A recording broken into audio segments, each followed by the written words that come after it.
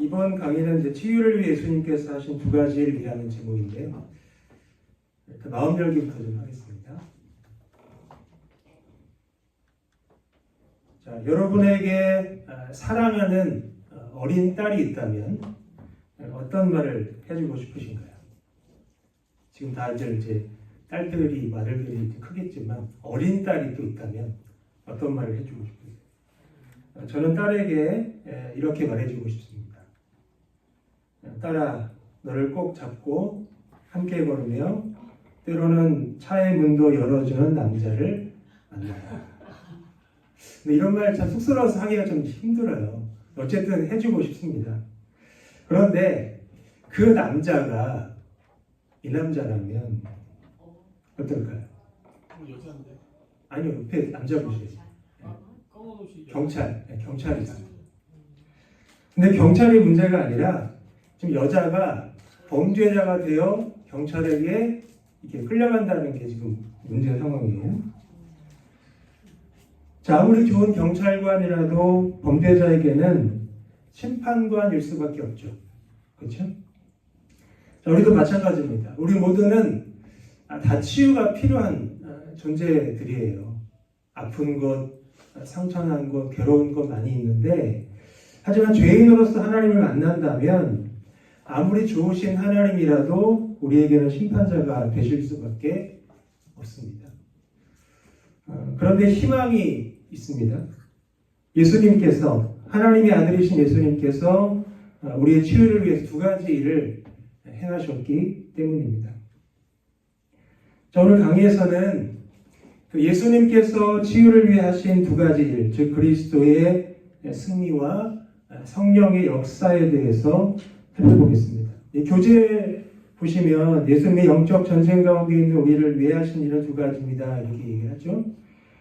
그러니까 영적 전쟁의 관점에서 예수님의 사역을 이해하겠다, 그런 뜻입니다. 우리 장로교와 따르는 신학이 어떤 신학인지 아세요? 강의 때 여러 번 말씀드렸는데 개혁주의 신학입니다. 개혁주의 신학. 우리 개혁주의 신학에서는 그리스도의 사역을 보통 선지자, 제사장, 왕의 삼중직으로 설명을 합니다. 그런데 여기서는 특히 왕직, 왕으로서의 사역에 초점을 맞춥니다. 다시 말해서 그리스도가 사탄의 나라를 무너뜨리고 하나님 나라를 세우시는 왕적 사역을 강조하는 겁니다. 자, 첫 번째, 그리스도의 승리는 사탄과 그 권세를 결박한 예수님의 왕적 사역을 의미합니다. 본격적으로 들어가기 전에 에베소 4장 8절이 인용되고 있는데 이건 이제 시편 68편 18절의 인용입니다.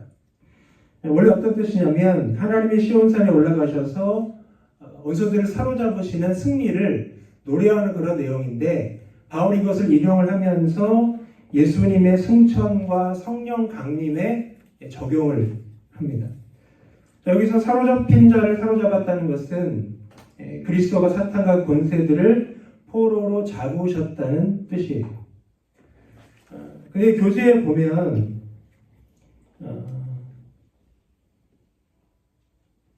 우리 43페이지 하나님께서 사탄을 어둠의 영역 안에만 갇혀있게 하셨다. 하나님이 이렇게 처음부터 그들을 우리와 분리시키시고 우리에게 아무런 영향을 미칠 수 없도록 하셨다, 이렇게 얘기하거든요. 이게 맞아요, 틀려요? 절반만 맞습니다. 왜냐하면 그 뒤에서 작은 일본에 보시면 다시 흑암 가운데로 들어오게 하는 사탄의 거짓말, 이런 내용이 나오거든요. 자, 하나님이 가둬놓으셔서 아무것도 못하게 하셨어요. 거기만 있게 하셨는데 다시 들어오게 하는 말이 안 되잖아요.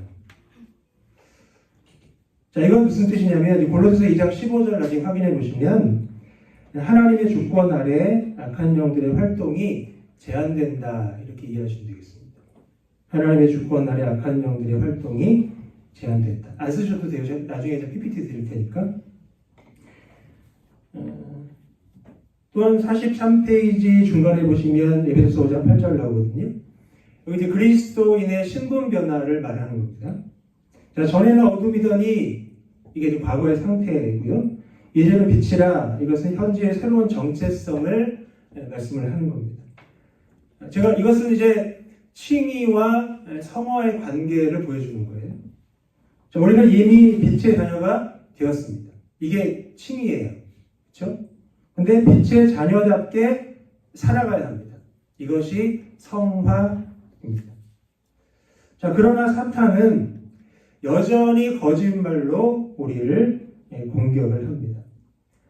요한복음 8장에 보시면 이제 사탄은 처음부터 거짓말하는 자고 우리를 속이는 자입니다. 자, 어떤 거짓말로 우리를 공격할까요? 자, 예를 들어서 너는 용서받을 수 없어. 혹은 하나님은 너를 사랑하지 않아. 혹은 너는 죄에 빠졌으니 소망이 없어. 이런 말로 우리의 신앙을 흔들어 댑니다. 근데 여기서 중요한 점은 죄가 우리를 구원해서 탈락시킬 수 없다는 거예요. 로마서 말씀에 분명히 나와 있습니다. 자, 구원에서 탈락시킬 수 없지만 문제가 생길 수 있어요. 어떤 문제입니까? 하나님과의 친밀한 교제를 방해할 수가 있습니다. 그러면 성화가 더디게 나타나는 거예요. 우리가 성화돼서 점점 그리스도를 닮아가고 세상의 빛과 소금으로 살아가야 되는데 그것이 방해받게 된다는 겁니다. 자, 약함과 고난도 공격의 통로가 될 수가 있습니다. 하지만 하나님의 주권적 섭리 아래에서 성화의 수단이 될 수가 있습니다. 그러니까 사단이 공격한다고 거기에 우리가 두려워하고 떨고 엎드릴 게 아니라 더 하나님을 의지해야 돼요. 그래야 그것이 성화의 수단이 되는 겁니다. 자, 두 번째, 성령의 역사입니다. 자, 이 성령의 역사는 구원과 사역의 두 가지 차원에서 나타납니다. 자, 요한복음 20장 22절에서 성령을 받으라 이렇게 말씀하거든요. 이것은 성령의 내주하심을 의미하고요. 또 사도행전 1장 5절에 성령으로 세례를 받으리라 이 말씀은 성령의 능력 부여를 의미한다고 보시면 됩니다. 자, 참고로 우리 개혁주의 전통에서는 이 성령 세례를 세컨드 블레싱이라고 이야기하지 않아요. 성령 세례는 모든 그리스도인이 구원 시에 받는 것이다. 이렇게 이해를 합니다. 그리고 사역을 위한 성령의 능력이 있잖아요. 이것을 성령 충만이라고 해요. 자, 모든 참된 그리스도인들에게는 성령이 내주하십니다. 자, 아무나에게 내주하시는 게 아니라 참된 그리스도인에게만 내주하십니다. 그리고 성령의 열매가 있잖아요. 이 성령의 열매는 이미 내주하신 성령이 우리의 삶을 통해 나타내시는 그리스도를 닮은 성품을, 품성을 의미하는 것입니다. 자, 그렇다면 우리가 이 사역을 위한 성령의 능력 충만을 어떻게 받을 것인가? 이게 참 궁금하죠? 네 가지 조건을 통해서 구해야 됩니다. 회개, 동기점검, 사명헌신, 믿음의 열망이라는 네 가지 조건을 통해서 성령의 능력 충만을 구해야 됩니다. 자, 회개는 뭐냐? 자, 성령은 어떤 영이세요? 거룩한 영이십니다. 그렇기 때문에 이 죄가 성령의 역사를 막으려고 해요. 따라서 지속적인 회개가 성령 충만한 삶의 필수 조건입니다. 자, 두 번째 동기 점검이에요. 자, 성령의 능력은 나의 영광이 아닌 하나님의 영광을 구해야 됩니다. 자, 이것이 바로 오직 하나님의 영광이라는 우리 개혁주의 신학의 중요한 원리 가운데 하나입니다. 세 번째 사명헌신은 자, 오순절의 제자들이 증인의 사명을 받아들이고 모여서 기도하다가 성령을 받았어요. 그렇죠? 사도행전 1장 8절에. 그러니까 성령의 능력은 개인의 유익이 아닌 복음의 전파를 위한 것이다. 기억하시면 좋겠고요. 네 번째 믿음의 열망입니다. 자, 하나님은 누가복음 11장에서 예수님은 누가복음 11장에서 하나님이 구하는 자에게 성령을 주시겠다고 약속을 하세요. 자, 이것은 하나님의 선하심과 신실하심의 근거에서 확신하고 기도해야 한다는 그런 뜻입니다. 자, 그리고 이제 교재 뒷부분에 예수님 47페이지 한 번에 보시면 예수님께서 하신 일을 믿는 자에게 따뜻한 표적하면서 이 표적과 기사가 나오거든요. 조금 이제 좀 다른 얘기긴 한데 이 마가복음 16장 17절 18절에 포함된 9절부터 20절의 그 단락은 이제 초기 사본에는 발견되지가 않는데요. 그래서 여러 가지 좀 논란도 있고 그래서 이것을 전체적인 또 다른 구절들과의 어떤 이제 조화 가운데서 해석을 해야 한다는 이야기들이 있습니다. 자, 표적과 기사는 뭐 이렇게 한다, 된다, 말하게 된다 이렇게 얘기를 하는데 자, 표적과 기사는 복음을 확증하는 수단입니다. 이것 자체가 복음이 아니에요. 복음을 위한 것이 바로 표적과 기사입니다. 그리고 모든 체험은 반드시 성경의 권위 아래에서 검증되어야 한다. 그리고 이제 이 네 가지 표적들 이것은 모든 그리스도인들에게 반드시 나타나는 건 아닙니다. 똑같이 나타나지 않아요. 왜냐 하나님께서 이제 고린도서 12장에 보면 주권적으로 각자에게 다른 은사를 주신다고 말씀하시거든요. 다르게 나타납니다. 똑같이 나타날 수가 없습니다. 그래서 나에게는 안 나타나나 이렇게 좀 뭐 서운해하거나 원망하거나 그러실 필요는 없습니다. 자, 오늘 살펴본 것처럼 자, 예수님께서 치유를 위해 행하신 두 가지 일, 그리스도의 승리와 성령의 역사는 모두 영적 전쟁의 관점에서 이해할 수 있다고 말씀을 드렸습니다. 자, 그리스도의 승리를 신뢰하고 성령의 내주와 능력 충만을 사모함으로써 우리는 영적 전쟁에 승리하고 하나님 나라 백성답게 살 수가 있는 것입니다.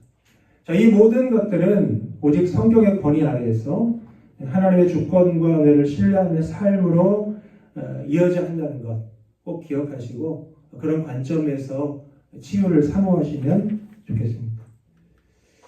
책 한번 소개해 드릴게요. 영혼의 밤을 지날 때라는 책인데 이 책은 이 성경의 인물들 또 아주 유명한 그리스도인들이 우울증을 겪으면서 어떻게 살았는가를 다루는 내용이에요. 자, 그 중에 이 데이비드 브레이너드라는 유명한 전도자가 있는데요. 그분의 이야기를 담은 내용을 조금만 소개하겠습니다. 이 챕터의 제목이 휘청이더라도 발걸음을 멈추지 말아라 입니다. 한번 읽어볼게요. 연약해도 절대 포기하지 않았던 브레이너드의 삶에는 우리를 격려하는 무엇이 있다. 자신의 부족함에 좌절하기만 했던 브레이너드는 그 사실을 알지 못했다. 그가 할 수 있었던 일은 우울한 생각과 죽음의 유혹에 맞서 싸우는 것뿐이었다. 하나님이 얼굴을 숨기신 것처럼 느낄 때도 계속 기도하고 자신의 말을 귀담아들을 사람이 있을까 낙심될 때도 계속 설교하고 어디로 가야 할지 모를 때조차 계속 말을 타고 황야를 헤맸을 뿐이다. 지독한 우울증과 신체적 연약함 속에서도 브레이너드는 우리에게 격려의 말을 건넨다. 멈추지 마세요. 비관적일 때도 아무런 결실이 보이지 않을 때도 심지어 하나님이 당신을 사용하실 수 있을까 의심될 때조차 계속하세요. 끊임없이 하나님을 찾고 꾸준히 맡은 일을 하세요. 브레이너드가 우리에게 남긴 제일의 유산은 그의 끈기다. 가장 약할 때조차 한 걸음 한 걸음 발을 떼기만 하면 하나님께서 우리를 쓰실 수 있다는 사실을 말해주기 때문이다. 네, 수고하셨습니다. 감사합니다.